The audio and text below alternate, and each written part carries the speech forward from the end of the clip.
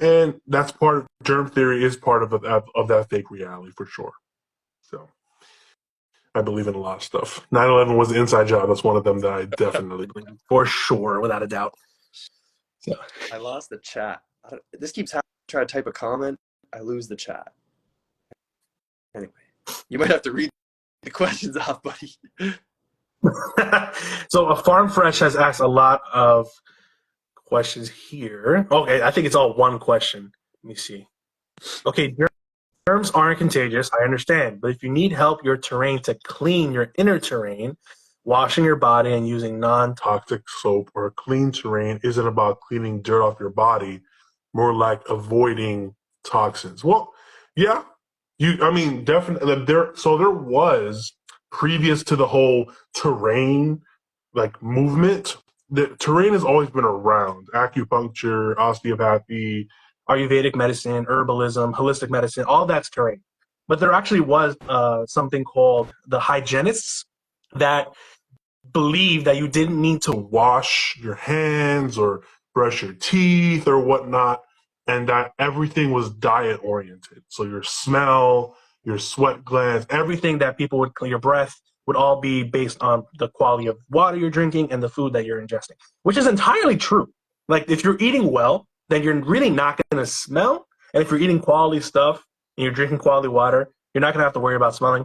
However, being that we live in a very toxic world, whether it be EMFs, whether it be chemtrails, whether it be just getting dirty when you're doing work, you can always clean your body with natural soap, and it's not going to be killing the germs like other soaps do. It's just going to be providing nutrients so that your body can repair. So I'm definitely an advocate for showering. For showering, once a day. I don't do 2 times. I wash my hands infrequently unless they get very dirty. I'm not going to wash my hands too much. I'm not going to use toxic soaps. They have so many soaps out there now that are made out of straight up herbs and fruit or beef tallow soaps. There's so many options now. So yeah, definitely advocate for hygiene. But I think people when they learn about terrain, they erroneously say, "So you don't wash your hands? You don't believe in hygiene?" Like, who said that? We just don't believe that germs cause the issue. They're just bioremediating. And in that, when they're digesting all that stuff, you're going to smell because that's a waste product. So they're not causing anything. It's just the stuff they're eating. So make sure they don't have food to eat and you won't smell. Easy. Exactly.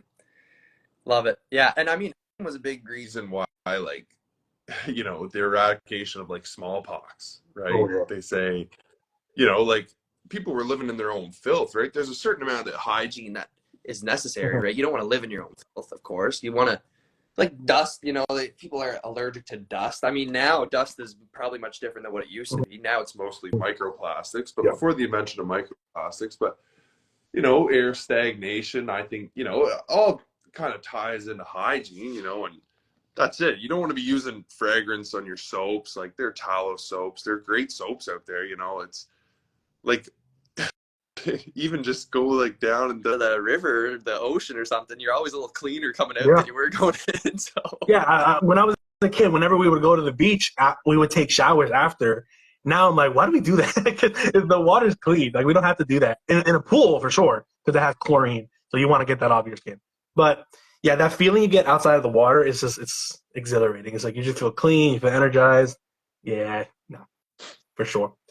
Class asks, allergies, what are they? What could trigger an allergy to cats? Any specific shots ingredient? For me, so I have had for my entire life really bad seasonal allergies, like straight up hay fever, can't work, can't go to school type of stuff. And the more I've learned, the more I realize it's a gut issue for sure. Like everything is a gut issue.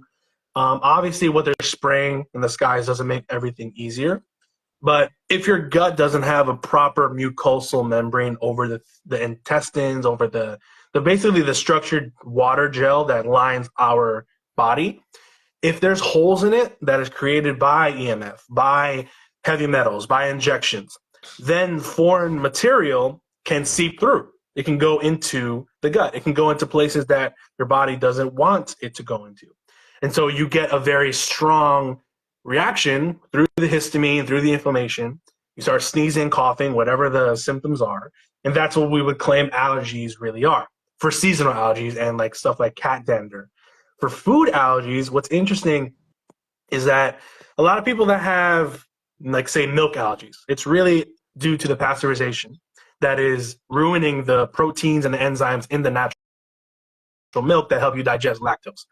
Also, with meat allergies, I have found that we obviously know in their virology and vaccine experiments, they're using fetal bovine serum as one of the ingredients. So when you're injecting basically cow blood into your body, you are then priming your body to have a reaction to something that comes from that. So if you have an allergy to meat, I would definitely look at something like that connection between the fetal bovine serum. I love meat. It's not supposed to be injected into your blood. So your body can have a reaction to be like, what is this? I remember this was injected to me. I'm not going to like this. So it's a balance between not getting injections, also diets and your gut, because your gut is what absorbs everything from the environment and uses it for energy. And if you're not getting stuff from your environment that is good, and if stuff is getting seeped through with leaky gut, you're going to develop things like celiac. You're going to develop IBS and all these different allergies that can definitely be healed, mind you.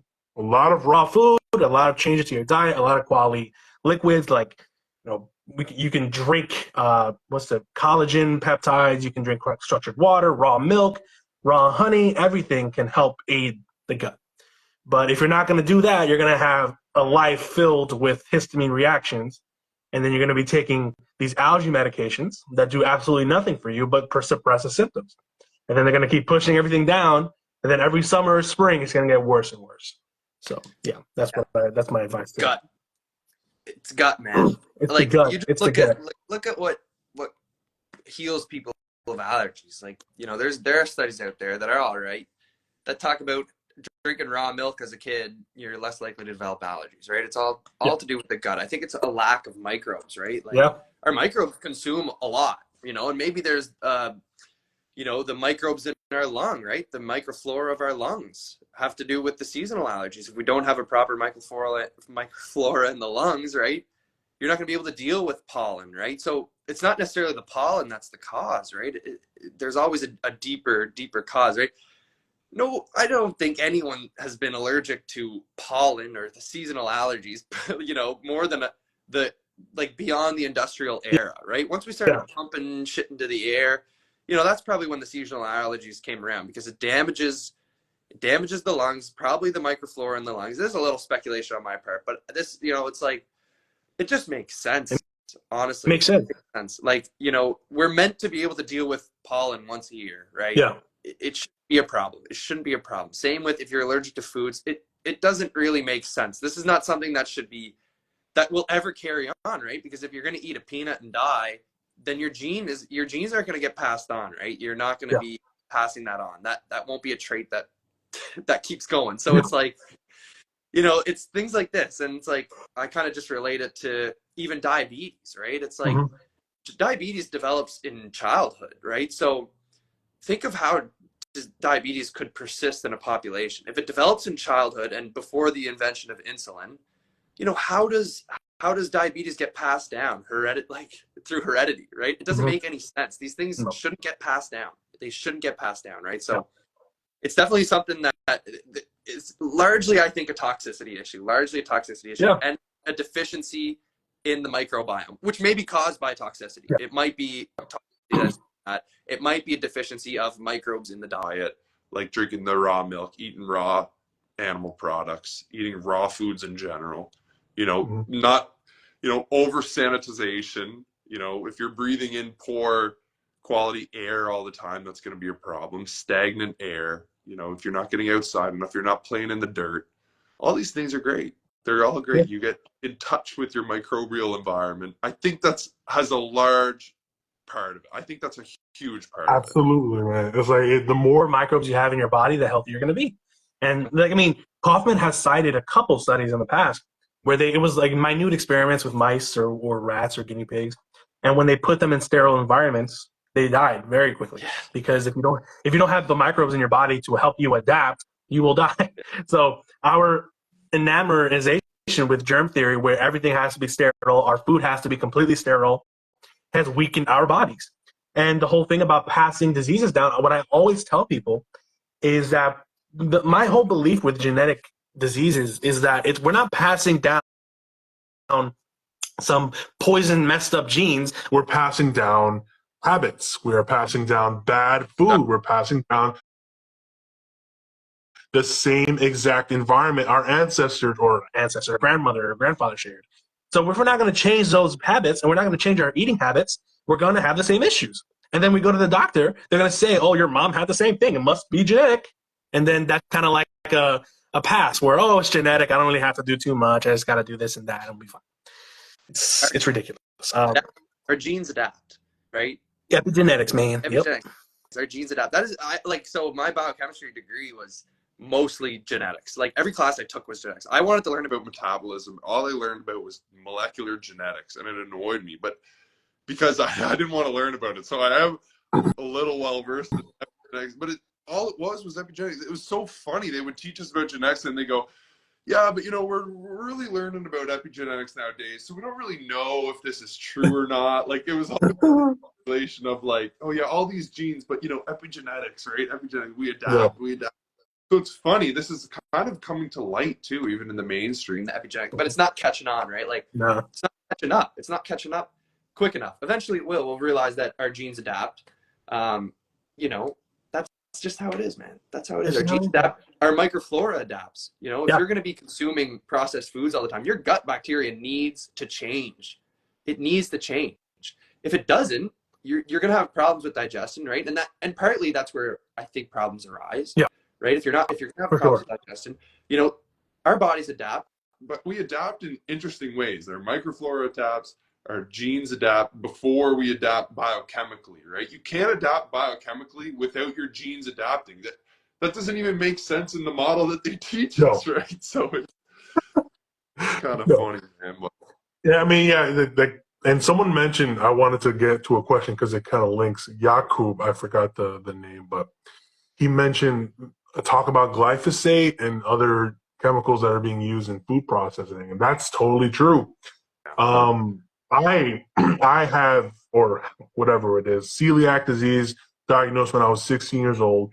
And then when I started this whole teaching paradigm, whatever, learning at like 20, I realized the connection between glyphosate and between all these chemicals that ruin the endocrine glands, that ruin the hormonal system of the body. All of that is just adding on to the fact that the food that we're eating usually here, at least in America, I know Canada's a little different, is just garbage because these animals are being fed GMO cornmeal. They're being fed wheat that has been sprayed with glyphosate. You then are eating wheat and cereals or whatnot and oats that have been sprayed with so many different chemicals that are leaching into the mucosal membrane of the gut, that are creating holes in the gut. Then you're getting injected with all these nanoparticles, and then we're shocked we have gut issues. It's not the food. The cows did nothing wrong. Their job is to eat and poop. What can they have done to help to hurt us? It's the human intervention that is leading to the processing of the food, which is why I just stay away completely nowadays from processed carbs or whatnot. I just eat really rice at this point because so many different flours are sprayed to death. And the more I'm learning about food processing, how the ancient cultures, they would take their beans and their grains and soak them. And soaking allows them to remove a lot of the harmful enzymes like defense chemicals or whatnot. They would ferment vegetables to allow them to be digested easier. And we kind of lost that to the point now we're just taking these malnourished grains because they come from soil with no microbes. So now they don't have any nutrients in them. We spray them to death. And then we give them to you in their table. Now we leach them with all these synthetic vitamins. And then we become vitamin deficient. It's like, it's a cycle, man. I hate it. I really do. Microbes in the soil, that's too big of a talk. What do you got? What was it? I was going to say, microbes in the soil, man, like that like, it's foundational, again, to agriculture, right? That's been lost. I talked to one farmer, he does the biodynamic, and it's all about the microbes, man. Like, he does analysis of his soil. He compares his soil, like 1 square foot of his soil compared to that of like traditional agriculture. there's no comparison. He's like 1,000-fold more microbes in the soil than a traditional field. Like, it's insane. The difference. You know, anyways, our bodies are no different. You know, agriculture does a lot better with a diverse, like, permaculture design rather than monocultures, first and foremost. Then you want to add genetically modified organisms and pesticides. That's just going to make it worse, right? So there's many issues at hand here. I look at that a lot, but the body's no different, man. The body's no different. You mentioned the soil stuff, and people don't understand when they're learning terrain. Germs really they have a lot of things they do, but their main role is bioremediation. And that's what they do in the soil. They take the nutrients and they make it available to the soil for the plants and animals to eat. It's literally no different in our gut. They do that same thing. They eat the food, they extract the nutrients, and they convert them to things that we can use. So when they're eating diseased tissue, that's exactly what you're doing. Let's take this garbage, let's push it out, and then use the leftover stuff to recycle into something my body can use. So when you take out that microbial necessity in the soil, you then have depleted nutrient soil that isn't being used. And so you're eating food that doesn't have nutrition. It's basic stuff when you understand how the germs work, because that's the thing. We don't know how germs work because they don't teach us that in school. They teach us they're bad guys and that they're out to get us. They're not. Germs are friends. Shameless plug. Germs are friends. There you go. Great episode, by the way, dude. Last episode was so good, man. Thank you. So good. I love it. They're all good. Super concise too, man. Like, if you want like resources on specific, dude, that's where it's at, man. Like, you take, they're great. That's a great plug, bro. I advertise that shit all day. It's so good. I appreciate it, bro. And I learned a lot from your pods too. I love how every single guest has something new. It's fun. Osteopathy, herbalism, homeopathy, whatever. Your pod's amazing, bro. They blow my mind every episode. Yeah. They're blowing my mind. It's crazy. Folkwood stated or asked, I believe a huge increase in these chronic issues are due to a huge increase in sterile C-sections. Passing through the birth canal introduces a huge amount of beneficial microbes to your baby. Absolutely. The vaginal canal is the first really big area where your body is exposed to all this microbial necessity, and then uses that as a primer to help develop its own. So when you then remove that, you're then coming out with, you know, a sterile microbiome. On top of that, and you add the C-section which is a traumatic birth. You're adding more trauma to the baby and to the mother, an inflammatory response. So you're just kind of priming the baby for an issue later on in life, especially if you get them, you know, vitamin K shots the second that they come in, and vitamin K is completely synthetic. And yeah, so I completely agree with you, Folkwood. Yeah. C-sections, and I mean, Alec just had a great episode. I think she's a birth doula on his pod where she went through everything. And I think Kaylee Cuoca is also, I think she's a great one as well. The birth industry is disgusting. It's like we wonder again why we come into the earth with so many issues. The chemicals they give the mothers, the stuff they give to us when we're coming in life, and the C-sections and that are completely unnecessary, that lead to scar tissue, that then lead to issues later on for the mother because all that inflammation is trapped. It's sickening for sure. But this, and well, who was it that told me? Dr. Mary Arsh. She was like, the second we introduced white coats and men into the birthing cycle, it got ruined. And I was like, yeah, because what did we do for thousands of years? It was water births. It was home births. The natives would go to lakes and just literally pop out their babies, have it float, and there you go. You're healthy. But they don't do that. You know, yeah, I hate it. Arvin too, right? Hospitals are sterile. The air is sterile. You know, there's a lack of skin to skin after. You know, there's a huge lack. And then it's the food that they're eating, right? If they're eating formula, then they're not even getting the, you know, I think there are definitely ways to recover, right? Like, there are ways to recover from C-section. There are ways to recover, you know, if you are a hospital birth, whatever. And even if you do drink formula, like, there's ways to recover. It doesn't set you up for success, that's for sure. There's certainly ways to recover. And it's reintroducing the microbiome, right? You need to restabilize your microbiome. That's what it comes through. If it's not going to be there from birth, it has to be implemented at one point. Like breast milk, if you're not going to drink breast milk, that's fine. If you can't produce enough, that's fine. But the natives weren't preparing concoctions of seed oils and synthetic vitamins and all. You know, they would go to another animal and use that milk, right? Exactly. Like, Exactly. it's just wild, man. Like that we're like, oh, formula, but you know, God forbid you feed them cow milk, raw cow milk, or Raw goat milk, or like, you give them a little bit of honey. They're like, oh my God, botulism. botulism. Bro. It's like, what are you doing? No. That's There it. was a question from Moth Tribe. Can you explain? Lyme disease, in short, is it the poison from the bite that causes the symptoms in those that didn't use antibiotics? So I've done some. I want to do a post eventually about Lyme, but with Lyme, it's essentially what I've seen and what others have seen is that it's the antibiotic use that leads to people's issues later on. So what you have here is a tick, right? And bugs are buttholes. They just bite you for literally no reason. But they'll secrete a poison, a toxin into your bloodstream that can obviously lead to an inflammatory response, like a wound or a cut or a burning like sensation that you would then see as a rash. Completely normal. That's your body's way of metabolizing the toxin and pushing it out. That's fine. But once you go to the doctor or the hospital, they look at the tick bite and they'll see, oh, there's a rash. It must be Lyme disease. We're going to put you on a cocktail of 4 different antibiotics for 6 months. And then you keep taking those antibiotics daily. And what we know about antibiotics is that they ruin the adrenals, they ruin the microbiome, they ruin the pH of the body. They basically destroy everything in their path, which is why even allopaths don't even like antibiotics. And then 6 months later, you have a chronic disease where now you're weakened. Now you have chronic issues that are whether pain, whether you can't repair your body correctly, whatever it is, low energy. And then they link it to that bite. And they'll claim it must be a bacteria. But when you look at the studies, you realize, wait, there's really no evidence to suggest that the bacteria are even associated with Lyme disease. They found a couple sequences from bacteria in a bunch of ticks that were biting people, and they made a claim. That's all they did. They showed no association whatsoever, no causal effect, no fulfillment of Koch's postulates.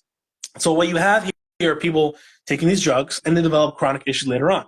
You said people that haven't taken antibiotics.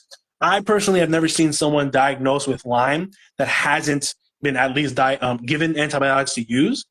But for people that are, I don't want to say unhealthy, but if you already have health issues that aren't being, remediated properly, and you get bitten by a tick, that can definitely be a trigger for your body to start healing, because it's like, if you think of it as a bucket, the bucket's overflowing, one little thing can set it off where the water starts to flow out. So that's what I would say probably would have been the factor that led to cascading issues if you had issues prior to that. I don't know, Lee, if you've looked into Lyme at all, but it's another, definitely. Yeah. Lyme is a big one because people think, oh, I gotcha. What about Lyme? Yeah, exactly. I've been looking into it, and I look at some saliva studies with Lyme and what's it called, whatever it's called, the microbe is not found in salivary glands. It's found in the guts of ticks, actually. So it's not actually in their saliva when they bite you. Exactly. These are in the original studies by what's his name, Bergafori, the guy who literally, he didn't find it. He found them in 3 out of 20 ticks. It's so ridiculous if you go back. Exactly. It was something like 3 out of 20 or something, like 3 out of 19. Limes. Like, it blows the lid off the whole thing.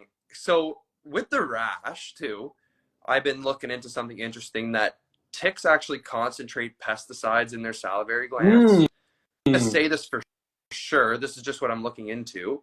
Makes a whole lot of sense that there's a rash associated with a tick bite sometimes, right? Obviously, depending on the tick.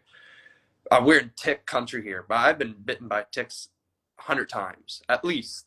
I don't got Lyme. I'm sure at least exactly. you would have tested one of them ticks, they would have came up with Lyme. My dog would get 3-4 ticks a day. He never had Lyme. He did have a rash once, but we actually took him to the vet, and he got tested for Lyme, and he tested negative. But my dog eats raw meat. a little bit of kibble here and there, Yeah. but eats raw milk, cheese sometimes if he's lucky, and liver. You know what I mean? Like Yeah. he's a healthy dog. He's perfectly healthy. Never been on antibiotics. Never been on any drugs. Like he gets bit by ticks all the time, no problem. And he did have a rash once. I saw it, but it went away. I slapped a tallow on it. It was there Yeah. for like a week and a half. But a lot of people get scared with their animals, especially, right? Because all the vets, they're worse than the MDs. They're fear mongering. They're saying, and we didn't take him when he got bit by the tick because it was like, they were just going to tell us to put him on antibiotics. And then you hear people, their dogs die of Lyme. And it's like, it's the same thing. They're always on antibiotics before they get Lyme. You know what I mean? Like, I do think that's big for the Lyme, right? It's, again, there's no association between the microbe and the Lyme. There's never been a study that proves any sort of correlation even. Like, there's a lot of people who get Lyme who don't even remember getting bit by a tick, right? So, Exactly. there's so many things with Lyme. It's just, if you go read the original studies, that's all you got to do. That Yes. literally blows the top off it. You're like, well, this is the foundation Yeah. of Lyme disease? This is a joke. Yeah. Oh. She also had another question. Can you explain vasculitis? It's a terrible condition where your joints swell and your veins hurt and bleed under your skin, and for some start to bleed out. So, Toxicity. yeah, exactly. I've been learning a lot regarding joint health, nerve health, blood stuff from Cowan in his weekly webinars, his Q&As and stuff like that. Those are He so loves it. He loves work. Yeah, it's like it's freaking like when you understand. And this is to answer the question regarding vasculitis. Everything inside the body is water based. Everything. 99% of our molecules are water. We're 70% weight by water, but we're water. Our joints are supposed to be lubricated by this water, as well as having connective tissue like collagen, for instance. So if you have joint issues, whether they're rubbing together, they're becoming weakened, you look at what the nutrients that make up the bones are, primary calcium there. So now you have a calcium deficiency. And then you have a collagen and connective tissue deficiency. What is collagen? It's primarily made out of water. So it's the quality of your water that will dictate the quality of not only your joints, but your nerves. What are your nerves? Your nerves are literally structured water that carry the energy to different parts of the body. And then he likened it to the wires that we have in our home, where it's copper wire, which is the nerve in this case, and then it's wrapped around with rubber, which is the myelin sheath, and then that is what carries the electricity to the home. But if you have a nick in it, or it's broken, or it's like leaking, you're going to have a weak connection.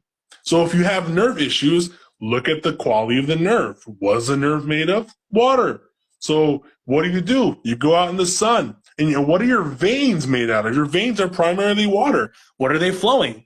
Water, which is blood. Blood is literally water. It's a form of water. So going out in the sun is so important with regards to structuring your water in your body. Taking bioplasma can definitely help, which is all the cell salts that, rubbing it on the area that is afflicted by the vasculitis. For joints, you can use tallow. And the more I learn about tallow, the more I advocate for people to use it. Like, it's amazing stuff. It's literally just beef fat, but we're water, and fat is water. And when you rub it on areas that are afflicted with rashes, pain, whatever the heck, like he did it with his dog. I did it with a rash I had a couple months ago. It cleared it up in literally 2 days, completely, no issue. So you're providing that collagen in this case to the joint that is being afflicted. So it's all very simple stuff when you see what that part of the body needs naturally. And when you give it what it needs, your body will heal and find the homeostasis on its own. So, yeah, man, great answer. Great answer. I don't know too much about vasculitis, honestly, but I was just looking here, and they say it's an inflammatory disease caused by, like infections, autoimmune diseases, some types of cancer. This is what this is saying here. It says, as a So, side so they effect, say everything causes vasculitis. all these rare Everything. diseases do, right? Yeah. So it also says as a side effects of some drugs and medications. And that, like, that list, one tells me that, well, we don't really know too much We don't about know anything. Yeah, we don't know. But it also tells me that, you know, it seems like it's a toxicity issue, right? Infections like oftentimes are toxicity issues, right? They're dead. The microbes are there cleaning up dead and dying tissue. If there's microbes present at a vasculitis site, it's, you know, they're there for a reason. For a reason. Immune diseases, right? It's like, you know, you know, I highly doubt there's a Koch's postulate study out there for vasculitis. You know what I mean? Why not? Especially if they say it's a side effect of taking other drugs and medications, right? It seems like, you know, like it's a known thing that a chemical could cause this. So it just makes sense to me that it's probably due to toxicity. Now, I don't know too much about it, but that's just my speculation. Yeah. If I was going to look into it further. I agree. 100%. Misunderstood. Any idea why there are new measles outbreaks? People are saying because jab rates are down and COVID, that's why. What's the actual reason? Well, I mean, there was I forget who did this article. It was really good a couple years ago where he was showing the incidence of pollution and measles cases specifically in China, where these kids essentially if they were nearby an area that had a lot of pollution, a lot of factories, they would have incidents of a lot of measles. And when you look at the symptoms of measles, it's just a rash. That's what it is. You would need to go to a doctor to do differential diagnosis to really see if it's measles or not. Because if you have a really bad case of eczema, if you have measles, if you have shingles or whatnot, they are not going to be able to tell simply based off the rash. They're going to have to do testing. So why is it that your skin is presenting this way? Your skin is the biggest organ of the body. It's malleable. It covers everything. So if there's toxicity coming up from the skin, it's being used because that's the primary source of detoxification. So it's a toxicity thing. It's also a nutritional deficiency thing where you don't have enough collagen to supplement the skin and you don't have enough nutrition to allow your body to just deal with it on its own. That's why it needs to push it out. But I would primarily look at pollution for sure, because if babies or kids primarily, when they're going through growth phases, they're bound to have rashes because their skin and their bones are constantly expanding. But if you add pollution onto that and you add the toxicity that we're being given 24/7, you're going to have instances where your body needs to express. And the problem with the whole germ theory thing is that we think this expression is bad. It's not bad. It's the way your body finds balance. So if you see your kid has a measles rash, look at what they recently ate or what they were recently exposed to and why the body, in that case, intelligently thought, let me get this out through the skin. It's a good thing. And it's going to go away naturally, especially if you do things to help intervene with the issue. But, I mean, I would look at pollution. Vaccines also have been known to cause rashes. Eczema wasn't really a thing until we started vaccinating people. So, yeah, that's my answer. Yeah, I mean, I don't know too much about these outbreaks you're referring to, honestly. Like, maybe because I'm not looking at the news, But, you know, like, it's all the same. It's environment, right? It's environment. You answered that great. It's always environment. Environment, yeah. Nutrition, environment, toxicity, trauma, whatever.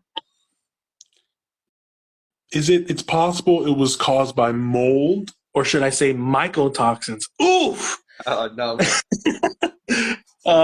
Moth, go ahead and check out my mold post I just did. Also, Daniel Roitas's Definitely. his great mold presentation. But no, I would never blame a microbe. Like mold in this case, mold will grow usually in the most toxic of mediums because in the pleomorphic cycle, they're able to respond to high toxicity the best. They love wet and dark environments because that's where they can grow and that's where they can deal with the issue. So if your house has a lot of building materials, a lot of air circulation issues, a lot of moisture issues, all of that building material is becoming more toxic because it's being leached out with the water. What does the mold do? It sees that and it's like, okay, I'm going to use these chemicals as food to bioremediate. And then when we have issues, we blame the mold, when in actuality, the mold came secondarily to the air circulation issue, to the water issue. It's just doing what every microbe does, seeing an issue, eating it, recycling. That's their role. So if you live in a home and you see that you have inflammatory CIRS or whatnot, don't look at the mold because it's just going to do what it has to do.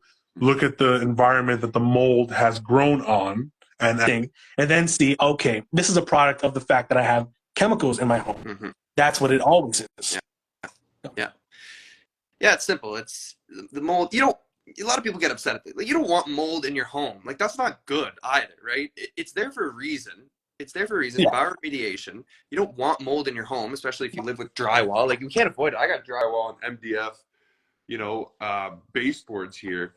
You can't avoid, like, that. It's the cheap way to build. You can't build a house out of pine, like, siding now. That's way too expensive. One day, of course, that's what I'm going to strive for. But at this point, you can't avoid it, right? So you don't want mold growing on that. But the mold's not going to grow if it's not damp and if you don't have stagnation in your air. So airflow is a big thing. Yeah, if your home is full of mold, you may need to renovate a little bit, but again, that's expensive. It's expensive, it is, but it's not the mold. It is the toxicity associated with mold. The mold is aerosolizing these chemicals. The water is leaching it out, or the chemical is breaking it down. It's all at breakdown, right? And if you're breaking down really toxic substances, it's going to break down into really toxic substances, and eventually it's going to become relatively inert, and nature always wins in the end. But we do a really good job at fighting nature as human beings. Yeah. We build our homes so they don't break down. That's the whole point. Sure. But when they do start to break down, you're going to have problems, right? You're going to have problems. So environment. Environment. And she mentioned that she lives next to a 5G tower. That's not good. Yeah. Honestly, if I bought a house and they built, I would do everything I can to make sure that the city didn't put that 5G tower there.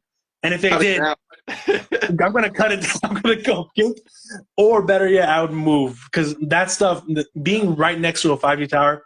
I mean, me and my family, we went on vacation like to South Carolina, and we went on a mountain, and there was a huge 5G tower right next to the beautiful cabin. And every time we got close, I got a raging headache. And then I noticed it was because of the tower, because when I would leave, I feel good. So there's so many issues that can come with radiation. And unfortunately, I mean, you can use a lot of different minerals, grounding, go out in the sunlight. But if you're so close to something like that, creating so much radiation, there's only so much you can do. It's a killer, man. Like, it's a killer. It's tough because it's hard to avoid too. You got to do your best, right? You got to do your best because it's tough. It's everywhere. Yep. Lynn's Jane asks, what is the best way to structure filtered water? You want to go first? Or I can go first? Structure your own water. We structure our own water. It's simple. You don't got to worry about it too much. I really don't think you got to worry about it too much. You can use an Analema wand. I'm sure it's not going to hurt. If you want to drink it when it's structured, maybe. Yeah, that's great. Sunlight is great. Go out in the sun, right? Go out in the sun, ground, avoid EMF. You structure your own water. Eat food, and as a byproduct, you produce water. We talked about this in my last episode with Dr. Jalal Khan. You structure your own water. Go and talk to a quantum biologist. They'll tell you. You structure your own water. We produce light. We produce different sequences, like, from within, right? Yeah.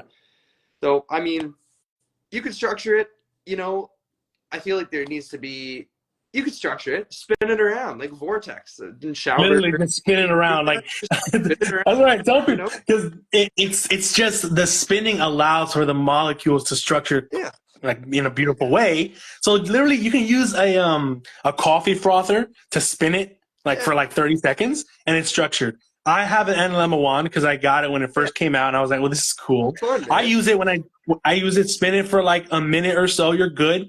But like Leave said, our body is designed to structure that water. Yeah. And primarily